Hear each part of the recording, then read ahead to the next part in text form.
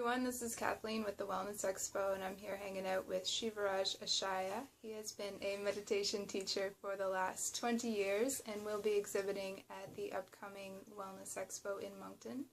Shivaraj, you do a specific type of meditation called the Ascension, and I'm wondering if you can tell us a little bit about what that meditation is, what makes it different from other meditations.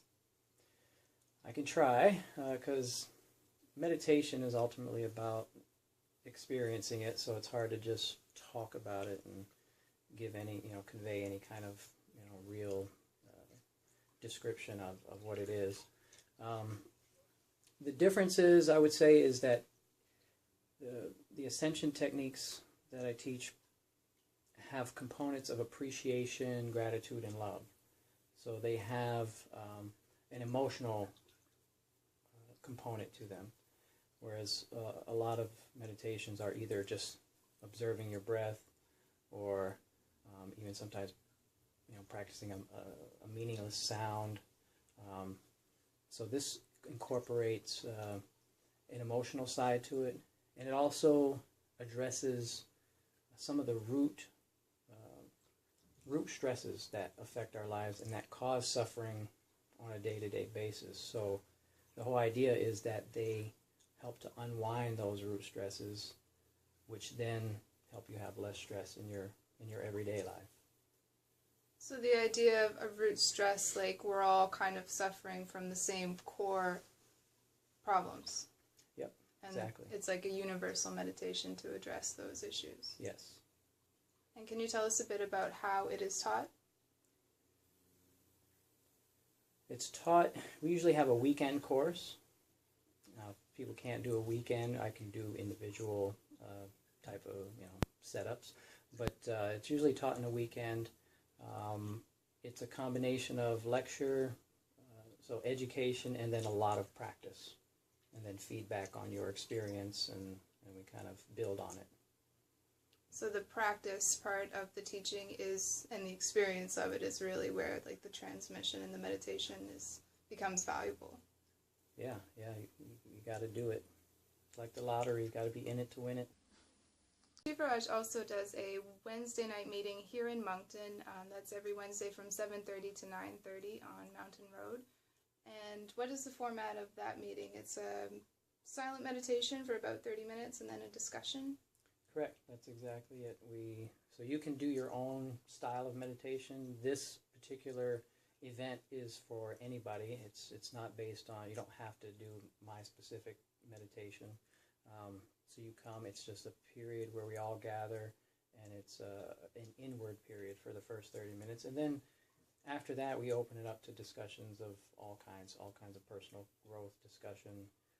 I usually have a little something that I present for a little while, and then we can, from that, deal with individual questions or comments. So for someone who's looking to begin a meditation practice, who maybe doesn't have the experience or doesn't understand even where to begin, and something I've heard commonly too is the notion of, I can't meditate because I can't stop thinking. What would you say to someone who's just looking to begin meditating? I would say actually get taught by a qualified meditation instructor who's teaching a bona fide method that has some history to it, and has some maybe some scientific research that's been done on it, and go there. Trying to go it on your own through a video or a book, you won't get the feedback to know that you're actually doing it right, first of all. And meditation evolves, the experience evolves, so even as you're doing it, the more you do it, your experience will change a little bit, and it's nice to have someone who has more experience than you on that subject to get their feedback. It's just like anything else. If you want to learn to be a plumber or electrician or any skill, the fastest, most efficient way to learn is to find an expert in that field and then learn from them. Is it necessary to stop thinking in order to meditate correctly? No. I mean, thoughts are a part of life, and so thoughts are going to be a part of your meditation, most likely for a long time. there's different teachings on how to address your thoughts, and that kind of gets into the details of the practice. But it's not about stopping your thoughts. That does happen, and when it does happen, it's great, and that's a nice experience. But just because you're having thoughts doesn't mean you're not doing it right. Now, if you're just thinking a lot, like redesigning your house, and you're aware that you're doing that, and you continue to do that, well, then you're not meditating anymore. You're just thinking about stuff. But thoughts are something that you really can't control. Shivaraj, what are some of the reasons why people would want to begin a meditation practice? Well, that is a big question. There's been books written on all the benefits of it. Probably the best reason is because it feels good. And whether or not you have a good experience during the meditation, consistent meditation leads you to feeling better on a more regular basis. So, I mean, technically there's things like it increases your youth hormone, DHEA, which a lot of people are taking supplements for. It decreases your stress hormone, or if it's a hormone, but cortisol, which makes your body acidic and it's corrosive. It increases your feel-good neurotransmitters of serotonin and dopamine. So it causes a response in the brain that produces chemistry that feels good in the body, and like coats your body with molecules of youth and longevity. There's all kinds of health benefits for high blood pressure, for diabetes,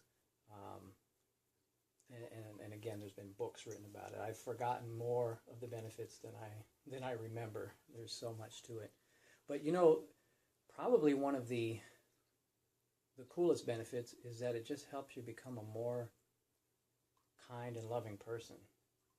Like if somebody's kind of mean to you, they're kind of a jerk, and you call them on it, like the most common answer you would hear is, "Oh, I'm sorry, I'm stressed. I got a lot on my plate," right? Mm-hmm. And that's somehow an excuse for being unkind.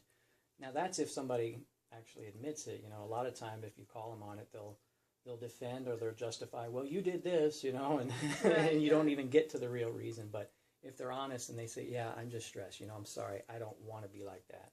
The stress got to me."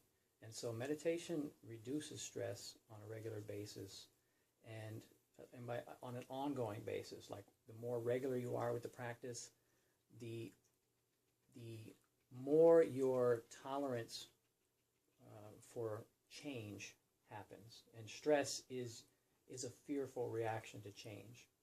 So it helps you not have a fearful reaction to change, because stress is not about activities or events on the outside. Stress is really about how we react to it. So meditation helps you not be a jerk. It helps you be more kind and loving. And that feels good.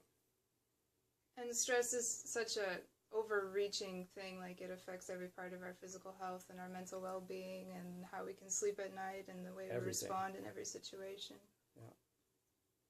All right. So if you want to be a more kind and loving person and experience less stress in your life, I encourage you to come out to the Wellness Expo. You're giving 2 talks this weekend. Yep. Saturday and Sunday. And are they on meditation specifically? One will be on meditation. Another one will be on sort of what you do with your eyes open, like your waking philosophy and how to reduce stress in that during that period of time. I'll be given an actual technique with your eyes open to just to kind of help undo the cause of suffering, which is another big topic. All right, we will post the link for the Facebook group Moncton Meditation with Shivaraj, I believe it's called, so you can come out and join us on Wednesday nights for a group meditation, and we'll see you this weekend at the show.